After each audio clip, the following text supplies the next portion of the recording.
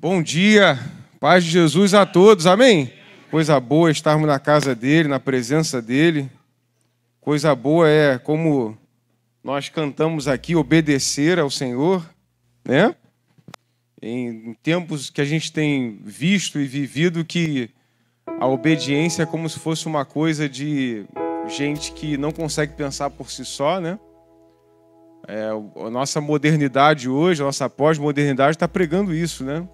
Que a obediência, né? O se sujeitar a alguém, né?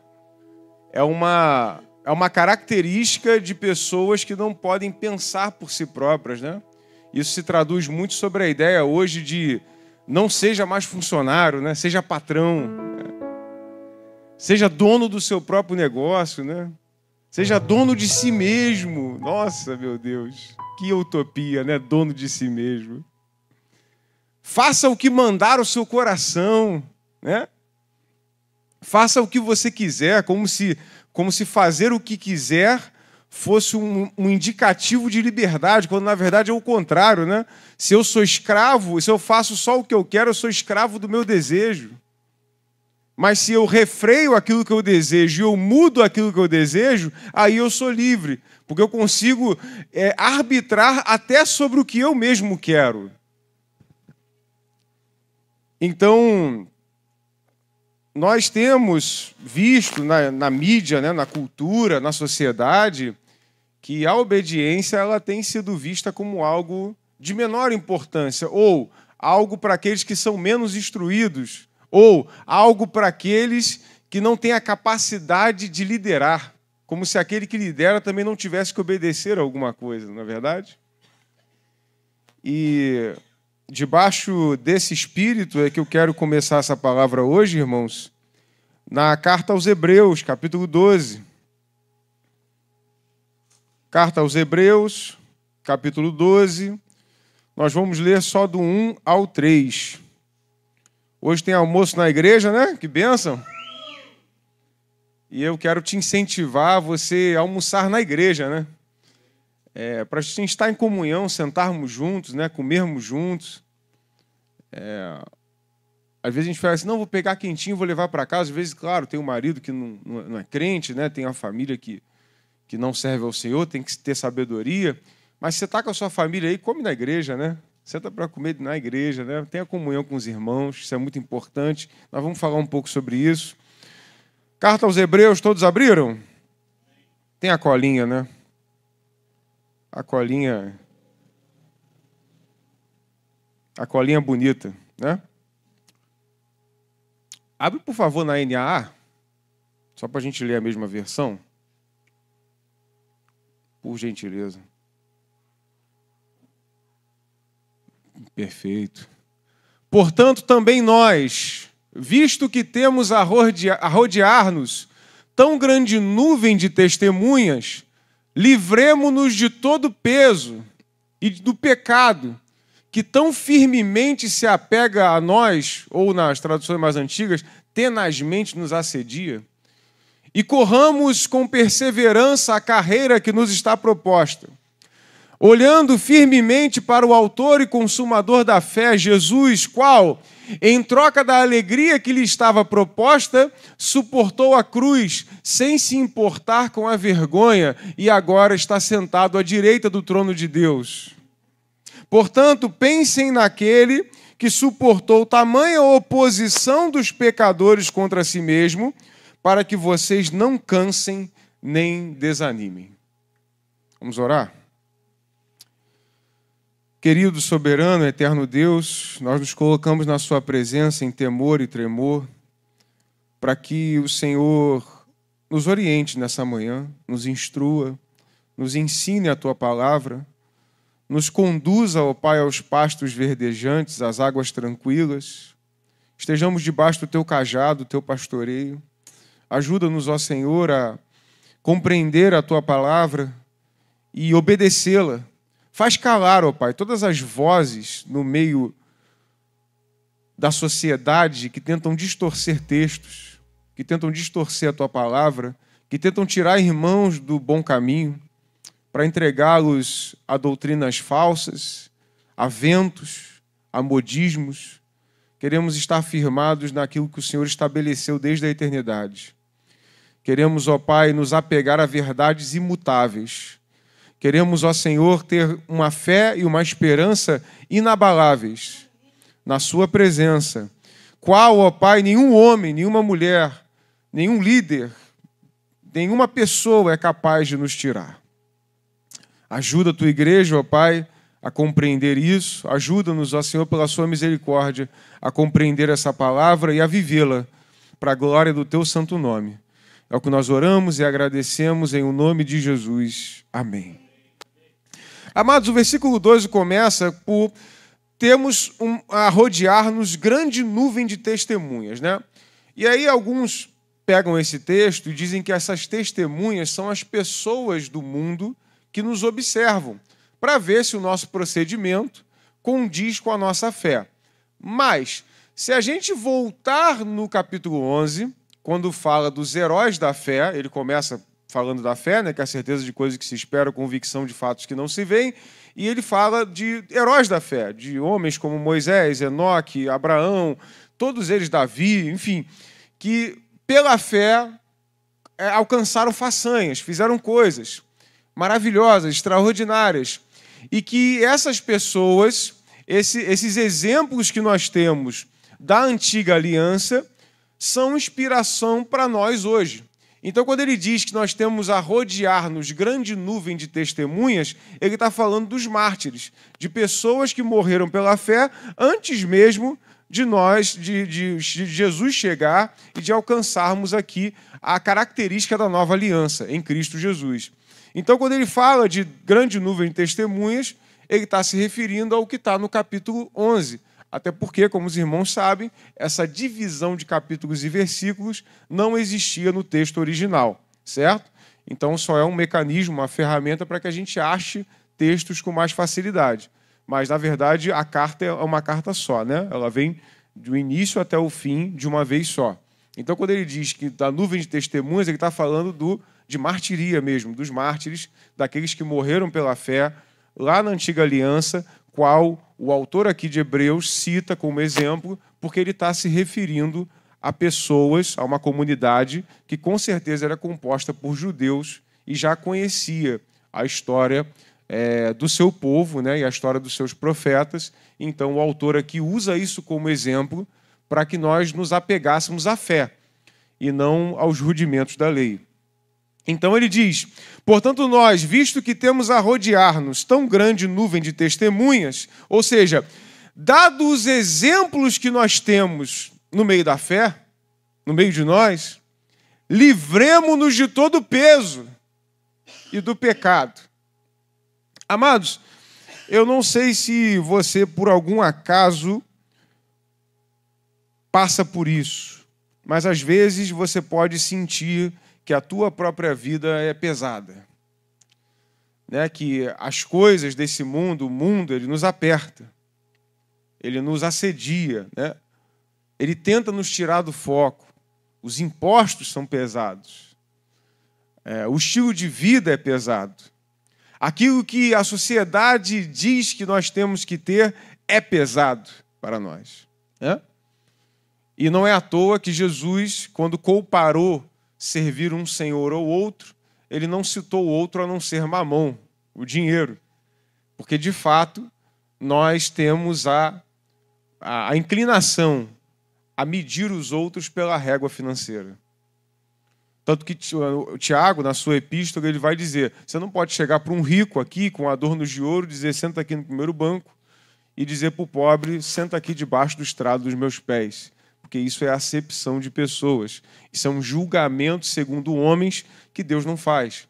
Deus, ele julga o coração, né?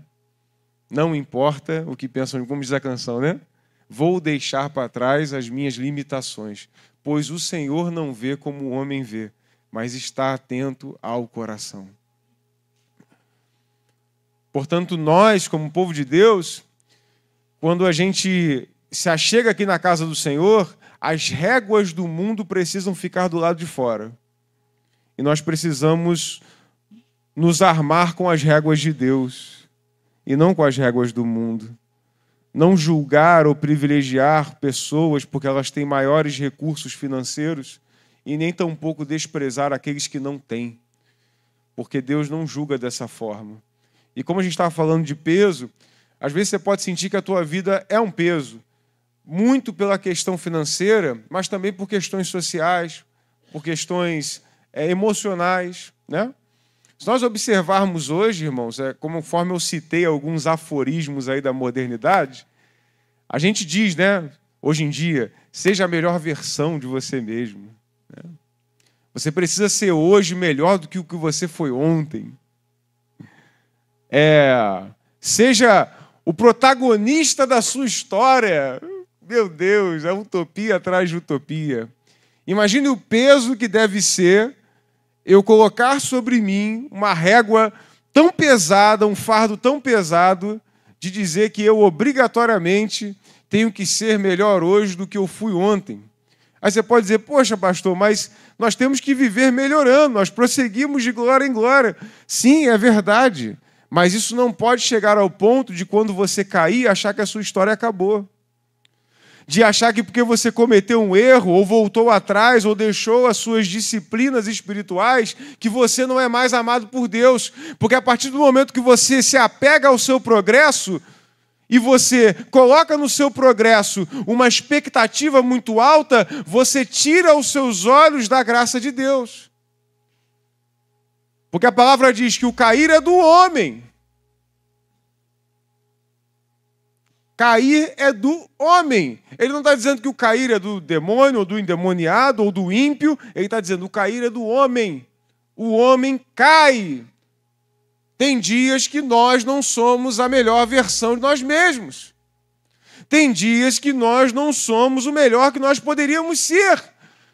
Tem dias que nós vamos, talvez, dar um mau testemunho. Mas a sua história não acaba no erro que você cometeu. A sua história acaba quando você pega o seu cair do homem, você pega a sua fragilidade e você transforma ela em louvor à glória de Deus. E você se conserta com aquele a quem errou, você se humilha na presença daquela pessoa e você exalta a Deus no processo. Porque nós somos discípulos, nós somos aprendizes, nós estamos aprendendo a cada dia. E às vezes, amados, os aforismos da modernidade podem ser um peso para nós. E muitos de nós estamos usando a régua do mundo para medir pessoas dentro da igreja da casa de Deus. E essas réguas são mundanas, as réguas são demoníacas. Não é que você não possa tirar nenhum bom proveito delas, mas nós não estamos firmados na nossa fé em confissões positivas, em positividade. Nós estamos firmados na graça de Deus. E nós estamos aqui pela graça de Deus. Nós estamos aqui pelo favor de Deus, pelo melhor de Deus e não pelo meu melhor, porque se fosse pelo meu melhor, eu podia ser o melhor homem do mundo, eu não teria o direito de estar na casa de Deus. O amor de Cristo nos une, irmão João. Portanto, eu sei que no início você pensou, meu Deus, né? Por onde que isso vai? Mas agora você entendeu, né? Nós precisamos nos livrar de todo peso. Existem muitas coisas pesando sobre nós que as pessoas estão dizendo que vem da igreja, mas muitas vezes não vem da igreja, vem do mundo. A gente traz do mundo aqui para dentro e chega aqui carregado de ansiedades, de frustrações, carregado de insatisfações financeiras, sociais, emocionais. Um outro exemplo muito claro disso é quando a gente pega, né, os padrões dos filmes românticos de hoje em dia e a gente acha que o nosso casamento vai ser um grande romance de filme, né? E a gente acha que tudo vai ser igual ao filme, né? Seu marido vai ser o Richard Gere, né? A sua esposa vai ser lá a Jennifer Aniston e vocês vão viver todos os dias como se fosse um grande romance. E aí no dia que esse romance não acontece, porque isso é uma grande mentira, você se frustra, porque a sua expectativa de casamento estava totalmente errada. Você se frustra porque você trouxe padrões do mundo para dentro da igreja. Quando, na verdade, um casamento cristão ele é muito mais sobre compromisso, obediência a Deus, fé, gratidão, companheirismo, do que sobre romance mundano. Eu levo minha esposa para jantar? Levo. Claro que eu levo, né? Alguns dias atrás levei minha sogra. Falei, minha sogra, já comeu um tiramisu? Né? Não, o que é isso? Falei, eu vou te mostrar o que é um tiramisu. Levei ela lá no restaurante domingo passado, honrei a vida dela, foi aniversário dela semana passada. E a gente pode fazer essas graças, né? Eu pedi a minha esposa em casamento na Papiso, né? Ali na freguesia, pizzaria antiga, né? E eu lembro que eu voltei das minhas férias naquele mês duríssimo, né? Mas fiz a graça. E aí Papiso ficou conhecida para mim como o lugar que eu pedi minha amada em casamento, né? Mas o meu casamento não está firmado nas noites especiais.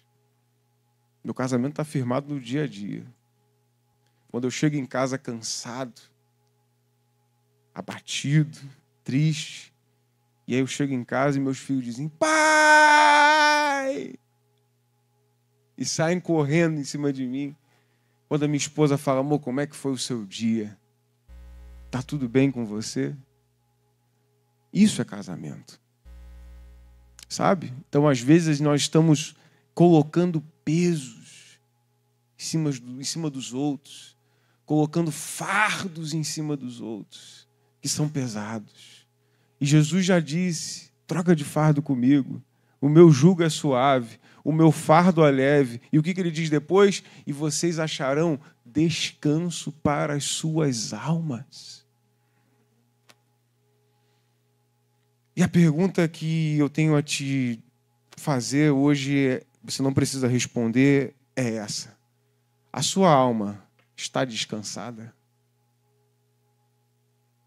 A sua alma está repousando em Deus? Ou a sua alma está constantemente agitada, turbulenta, preocupada, aflita, desesperançosa? Porque se estiver dessa forma, você precisa voltar os teus olhos para Jesus. Porque Jesus disse que ia trocar de fardo. Ele disse que seria leve. Mas nós estamos pesando fardos sobre nós mesmos porque estamos usando réguas do mundo quando deveríamos usar as réguas de Deus. Agora é evidente, amados, que para muitos, né, esse discurso soa conformista. Soa como se você não tivesse grandes ambições, né, grandes projetos, grandes sonhos. Mas, amados, nenhum sonho que te afasta de Deus é sonho de Deus. Nenhum projeto que te tira da igreja é projeto de Deus.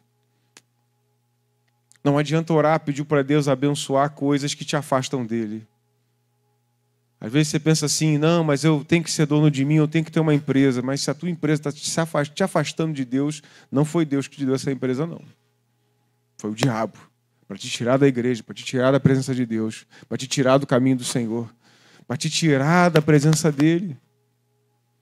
Porque muitos de nós, nessa corrida famigerada do dinheiro, do status, do sucesso, estão se esquecendo da igreja. Não sei quantos irmãos viram um texto que eu publiquei no grupo da igreja, no grupo do Academy também, que é de um pastor, né, o pastor Judy Clay, e ele fala sobre as estatísticas, né, dos Estados Unidos de frequência nos cultos.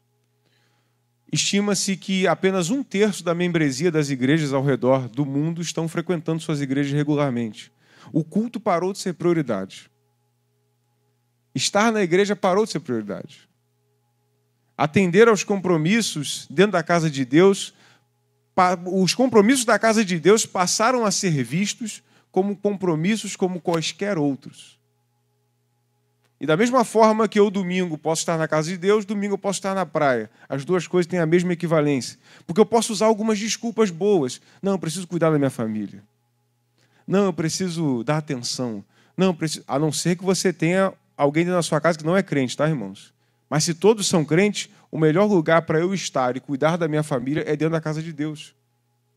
O melhor lugar para eu estar, se eu, que sou homem da casa, sacerdote do meu lar, e eu creio no Senhor, e eu entendo que o Senhor é meu pastor, de nada terei falta, Ele me faz deitar em verdes pastos, guia-me mansamente sobre as águas tranquilas e refrigera a minha alma. Se eu creio nisso, domingo eu estou com a minha família na casa de Deus. Porque como que eu vou dizer que eu confio a minha família a Deus, se na hora de escolher, eu escolho as agendas do mundo? Se eu escolho as agendas do mundo, eu não entreguei minha família nas mãos de Deus. Porque entregar a família nas mãos de Deus é escolher estar onde Deus quer que eu esteja. E aí, sabe, irmãos, por que nós estamos pesados, almas angustiadas, aflitas, preocupadas? Porque nós estamos correndo atrás do vento e nos esquecendo de descansar em Jesus. Aí a gente pega, abre lá o Cidade Alerta, aí não vai mais para a igreja à noite.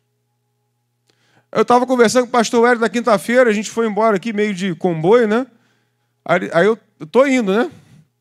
Ele, pô, cara, não passa por ali não, que ali tem arrastão direto. Não passa por ali não, que ali tem assalto direto. Não passa... Eu falei, pô, mas são as ruas que eu sempre pego quando eu saio da igreja.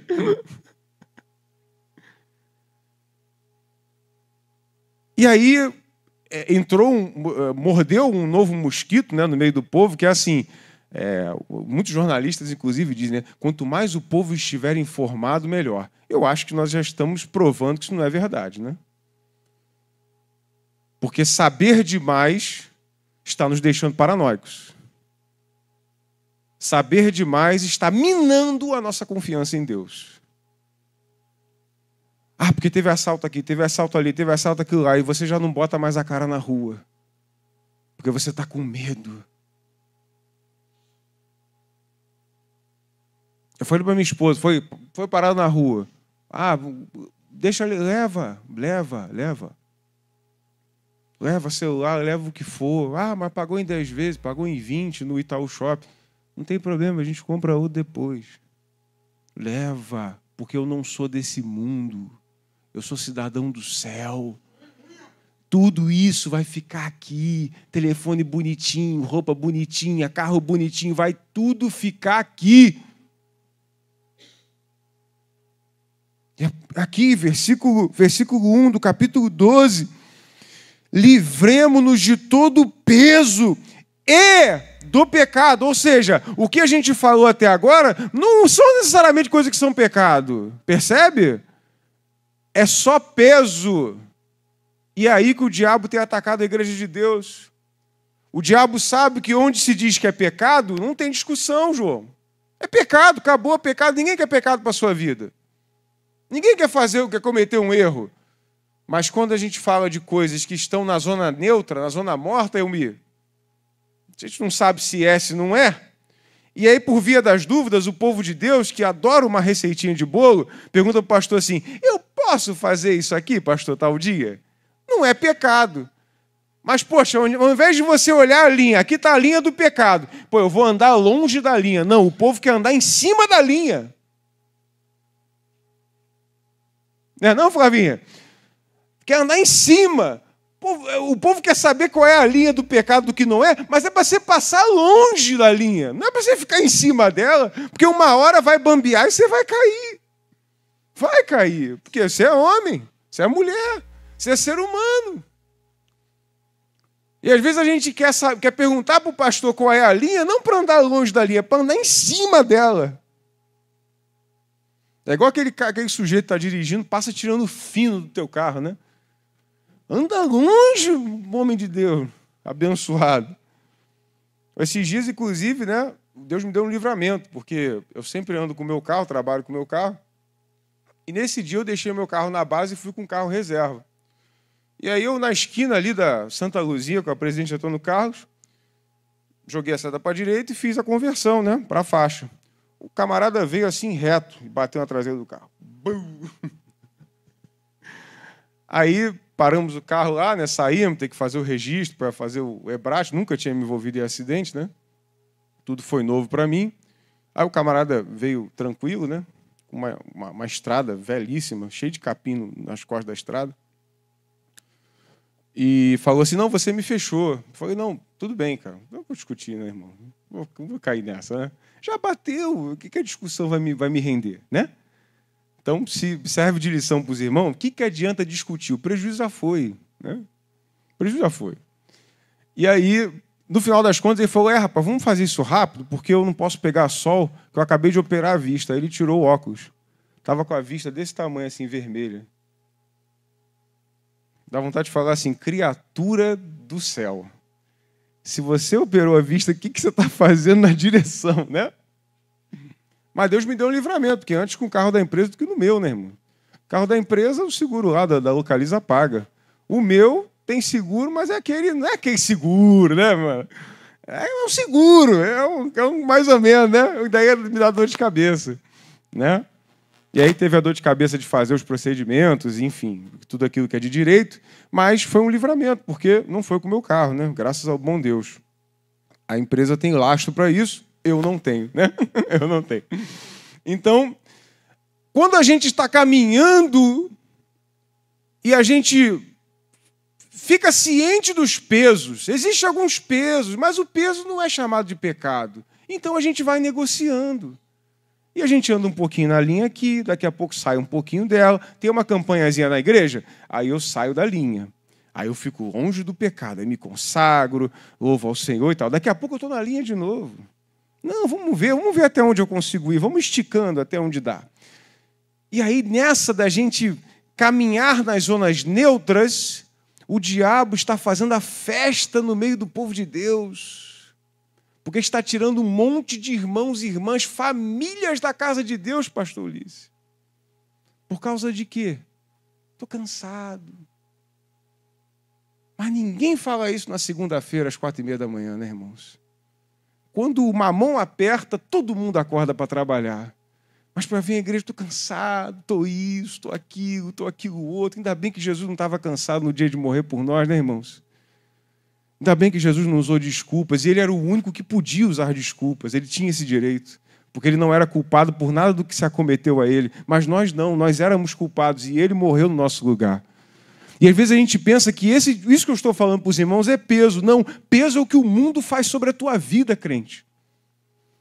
Peso é o que o mundo está tentando jogar sobre você, e que você cumpra com facilidade o que o mundo diz, mas não cumpra o que Deus está dizendo. Essa é a verdade, irmãos. A gente abraça rapidinho o que o mundo diz. É o que eu digo sobre ter filhos, né? Ter filho não é o problema. Por que as pessoas estão querendo ter pouco filho hoje? Não é porque as coisas sempre foram difíceis. Na época da Primeira e da Segunda Guerra Mundial, tinha gente tendo 11, 12 filhos. O problema não é dificuldade, irmã. O problema é que hoje existe a indústria do filho. Nasce o filho. E hoje em dia nem a mulher, né? A mulher agora tá tendo filho maquiada, né? Tá fazendo ensaio durante o... Nada contra, irmão. Estou aqui criticando, não. Mas é um sinal dos tempos, né? Antigamente a mulher saía descabelada, né? Pálida. Era um negócio, né? Hoje em dia não, o pessoal está fazendo ensaio, né? Não, tem que me maquiar, não sei o que, parar. E aí quando chega em casa, alguém chega para você, o teu filho está começando a se apoiar. Aí chega um servo do diabo e diz assim, o meu nessa idade já estava andando. Aí teve um dia que falaram isso para mim, né, irmão? Eu não sou mole, né? Aí falou assim, pô, rapaz, que bênção. Aí você já botou ele para pegar um ônibus, né, sozinho, já fez um Rio Card para ele, né? Assinou a carteira dele na CLT para ganhar um dinheirinho. Não, pastor, não estou falando isso, não, porque com essa comparação chula, boba, né? Para não dizer outra palavra pior, você está querendo dizer que, por comparação, né, um é melhor do que o outro, né? Aliás, maldita competitividade entre mães, né? Maldita competitividade entre mães, né? Tem coisa que... Se você quer irritar uma mãe de filho pequeno, de bebê, faça isso que eu estou dizendo. Começa a comparar. Não, porque nessa idade o meu já estava comendo sozinho. Você acaba com a mãe. Aí eu te pergunto, nós, como adultos aqui, todo mundo tem a mesma proeficiência em todas as coisas que faz? Mas a criança tem que ter. O adulto não tem, mas o bebê tem que ter. Ah, porque os marcos de desenvolvimento. Marcos de desenvolvimento tem sempre um range, tem sempre uma zona morta. É daqui até aqui. Não, aí a mãe competitiva, o sujeito que não tem noção da vida, ele quer. Não, porque nessa idade o meu já estava andando. Falaram isso para mim lá em Jardim Oceânico, né? Não foi aqui não, só para deixar claro. Aí eu falei, pô, que bênção. Já botou para pegar um ônibus, né? Já botou para assinar carteira, né? Fez um menor aprendiz, né? O Teleton 2000, né? É, porque a gente tem que rir disso, né? Que é por causa dessa maldita competitividade. Aliás, irmãos, o orgulho, ele só existe porque existe comparação. Já pararam para pensar? Porque do que você se orgulha? Do que você é melhor do que o outro. Já parou para pensar nisso? Se todo mundo fosse igualmente rico e tivesse o mesmo carro, você teria do que se orgulhar? Todo mundo tem a mesma coisa. Então, o orgulho nasce do quê? Da comparação. Eu me comparo ao outro e eu quero dizer que eu sou melhor do que o outro. Essa é a raiz do orgulho. O que o diabo disse para a mulher lá no Éden? Deus disse para vocês, vocês vão morrer? Não, vocês vão ser como Deus. Comparação. Orgulho nasce de comparação. Todas as vezes que você compara o seu filho com alguém, você diminui ele, diz, fulano está fazendo e você não está. Você está usando as armas do diabo sobre a vida do seu filho. Você é burro, o outro já está fazendo e você não. Comparação é arma do diabo. Às vezes a gente na igreja faz isso.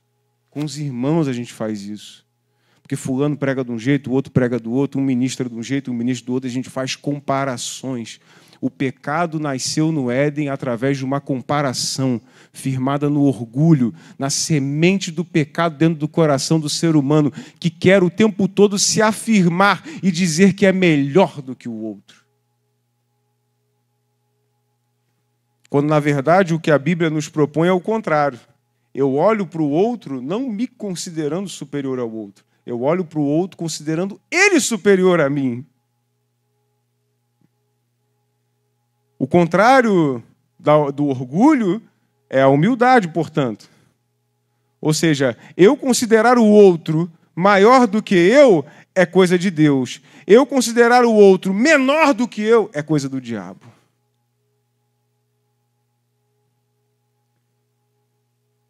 Nós temos que nos livrar de todo o peso que assedia as nossas vidas.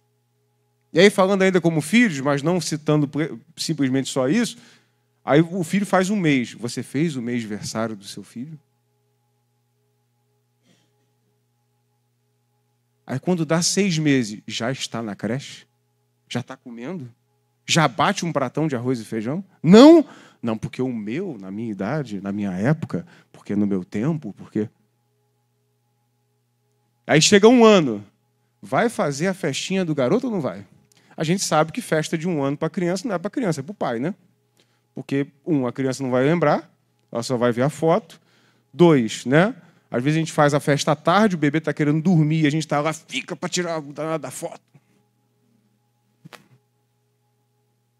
Sabe por quê, irmãos? Porque a gente instrumentaliza o filho para a nossa própria glória.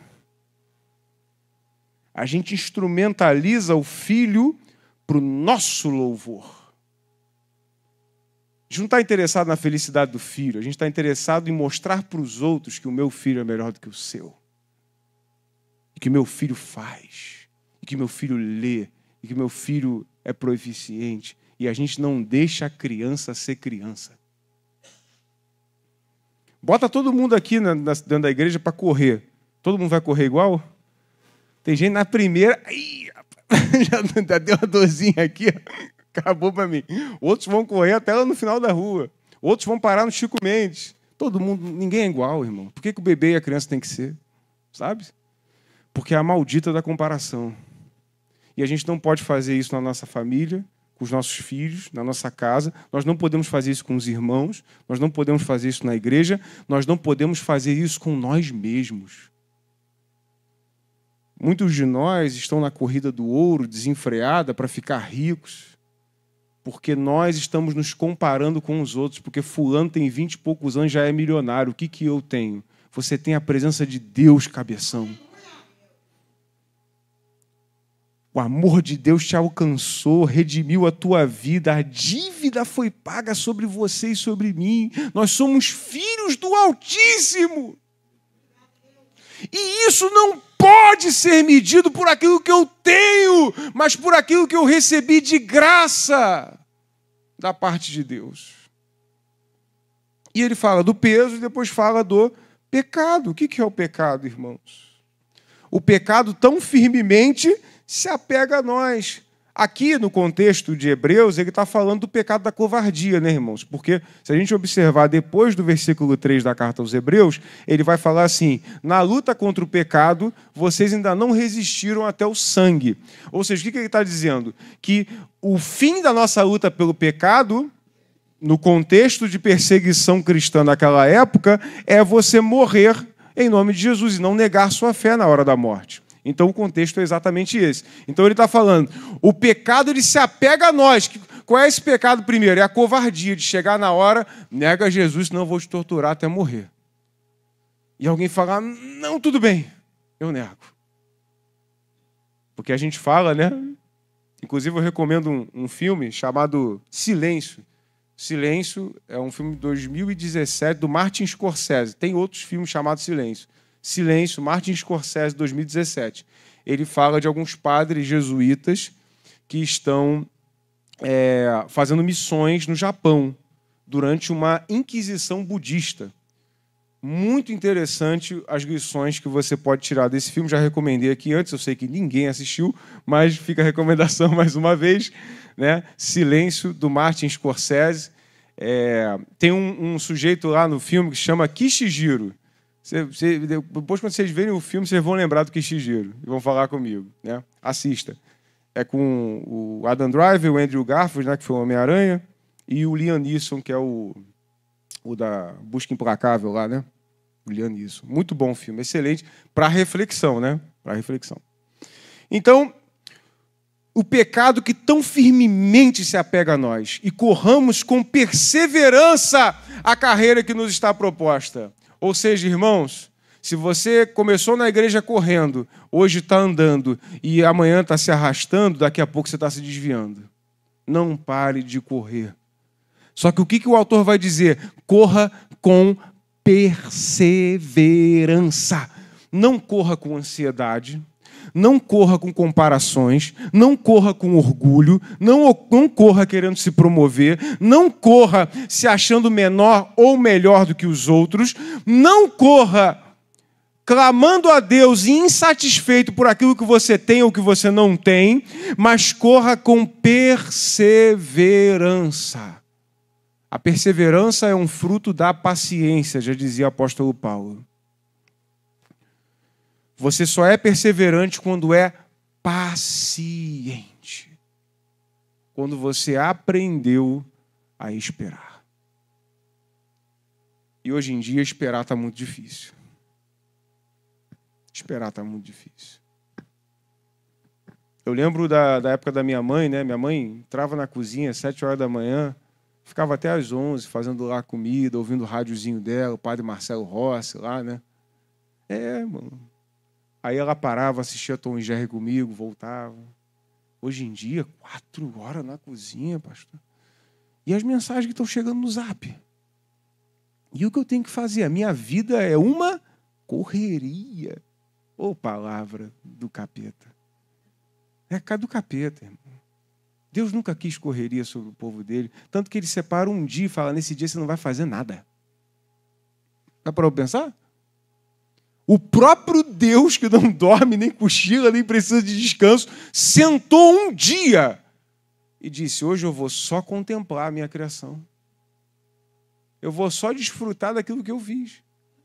E olha que o que Deus faz não é surpresa para Ele mesmo. Mas Ele descansa e para.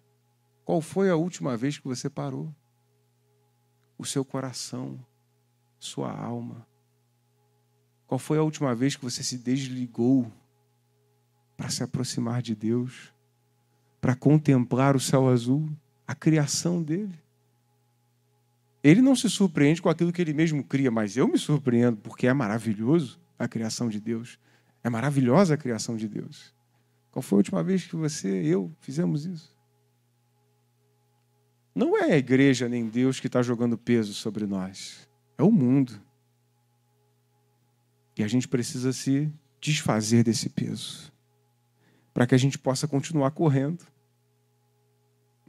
com perseverança a carreira que nos está proposta. Versículo 2, vou correr um pouquinho. Olhando firmemente para quem? Jesus.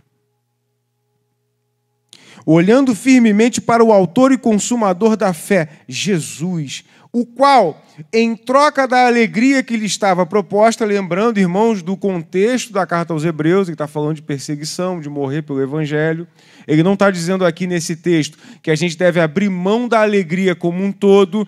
Pelo contrário, quando nós servimos o Senhor, nós trocamos alegrias passageiras do mundo por alegrias eternas, santas, justas diante do Senhor. Então o crente não deve ser um sujeito ranzinza, mal-humorado, bronco, intolerante, mal educado, mas o crente deve ser alguém bem-humorado, alegre, leve, que traz leveza para o ambiente onde se encontra, que traz simpatia, que traz companheirismo, que agrega onde chega e não separa.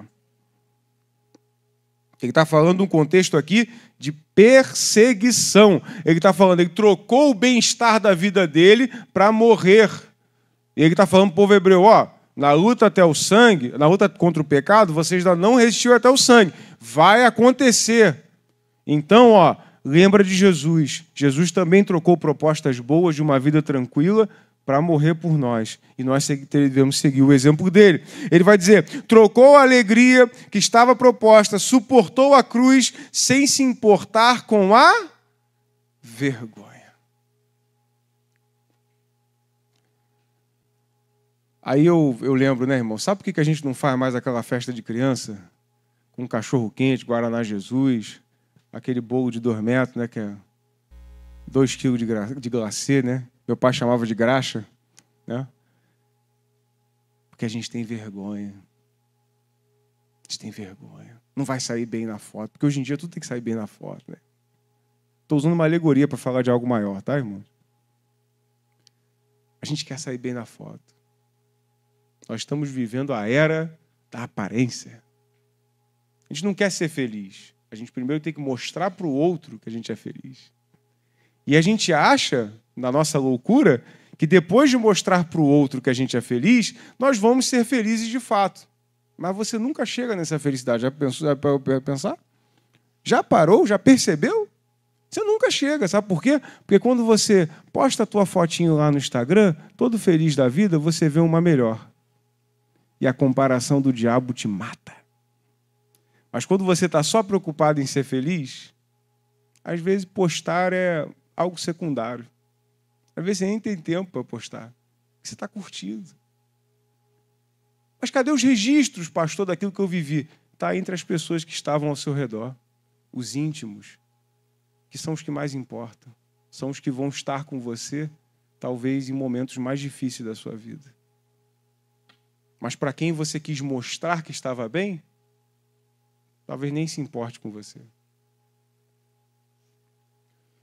Jesus não se importou com a vergonha, ou seja, ele não se importou em como ele seria visto pelas pessoas. O que falariam dele, o que pensariam dele, porque, amados, se nós formos ver, alguns poderiam considerar, antes da ressurreição, que Jesus teve um ministério fracassado. Porque, veja, os discípulos que andavam ao lado dele, todos abandonaram. No momento da crucificação, a não ser João. Todos foram embora. Falaram, azedou, estou indo, hein? Imagina você discipular um sujeito por 3 anos, na hora que você precisa, ele te abandona. Imagina você abrir mão da sua vida para discipular pessoas. 3 anos, quando começam a te dar chicotada e tal. Conheço não, vou embora. Foi isso que Jesus passou. E às vezes a gente, irmãos, A gente toma um peteleco na igreja e a gente... ninguém presta. Acabou para mim. Para mim é só Deus, eu e Deus. Não está olhando para Jesus, desculpa. Não está olhando para Jesus. Se estivesse olhando para Jesus, você sabe o que você faria? Ai de mim, Senhor. Pecador, que estou pensando dessa forma. O Senhor passou por coisas muito piores do que eu. E não deu um pio. E eu estou aqui reclamando, com comida na mesa, teto sobre a minha cabeça, quando a tua palavra diz que Jesus não tinha onde reclinar a cabeça. E eu estou aqui reclamando e chorando. Porque o meu carro, porque minha casa, porque meu trabalho. Com tudo na mesa. E a gente reclama.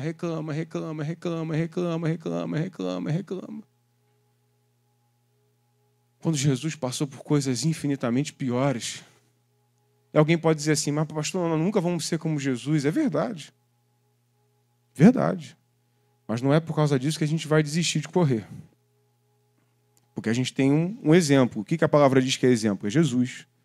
E eu tenho que ir até Ele. Eu vou chegar. Você vai chegar. Em nome de Jesus.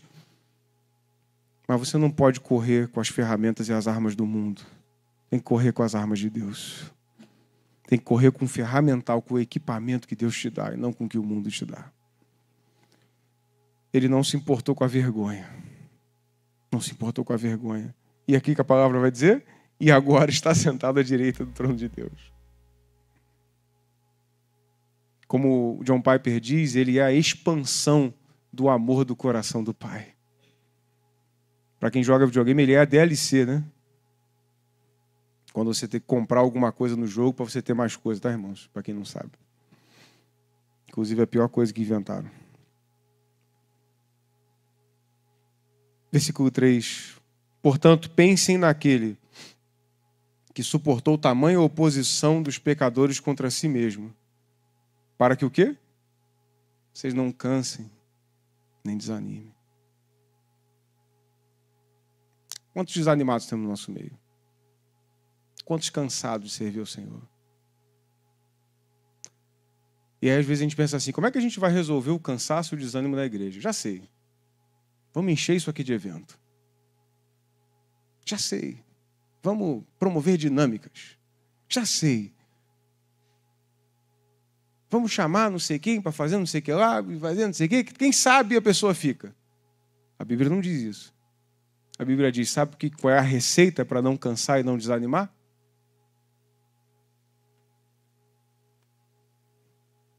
Portanto, pensem naquele, quem? Jesus, que suportou oposição dos pecadores contra si mesmo. Para que vocês não cansem nem desanimem. Caso você não tenha entendido ou tenha esquecido, você foi crucificado com Cristo. A tua vida nesse mundo acabou. Esquece. Esquece isso aqui. Esquece. Você pode desfrutar de tudo aquilo que o mundo pode te oferecer de bom, mas sem se comprometer com nada disso. Sem colocar a tua esperança em nada disso. Sem colocar a tua satisfação em nada disso. Mas confiando em Deus. Descansando nele. Está cansado, está desanimado? Nada nesse mundo, se você é de Deus, vai resolver o teu problema. O que vai resolver o teu problema é a Bíblia. E a Bíblia diz o seguinte... Pensem naquele que suportou a oposição dos pecadores contra si mesmo. E veja, Jesus não suportou a oposição porque Jesus estava contra os pecadores. Jesus suportou a oposição estando a favor dos pecadores. Ele estava querendo ajudar o pecador, salvar o pecador, e o pecador foi contra ele, matou ele. Diz alguma coisa para você, mas eu vou te falar aqui agora. Você às vezes está fazendo coisas na casa do Senhor, você está servindo a Deus, você está amando a sua família, você está carregando a sua cruz, você está sofrendo perseguição, você está sofrendo, muitas das vezes financeiramente, e você pensa assim, meu Deus do céu, o que eu estou fazendo de errado? Nada que você está fazendo está errado. Jesus fazendo certo também teve problemas. Jesus fazendo aquilo que o Pai mandou teve oposição, inclusive das pessoas que ele queria salvar. Às vezes nós estamos tentando salvar pessoas e essas pessoas se opõem contra nós, mas nós não podemos desistir de caminhar na presença de Deus.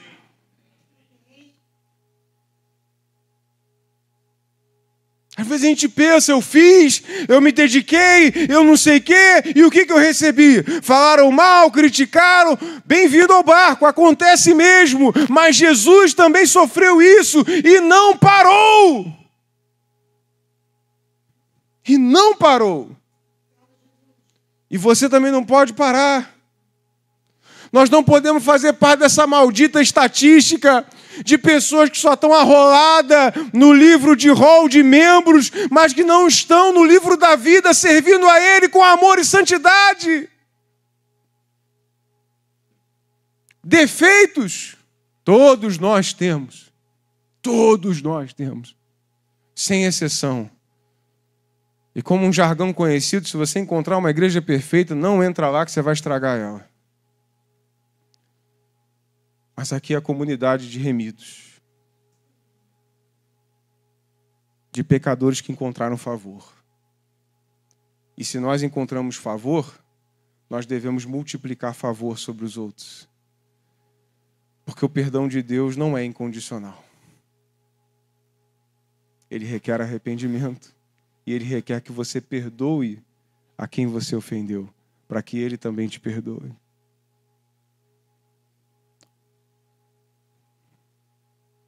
Quantos querem aqui voltar os seus olhos para Jesus?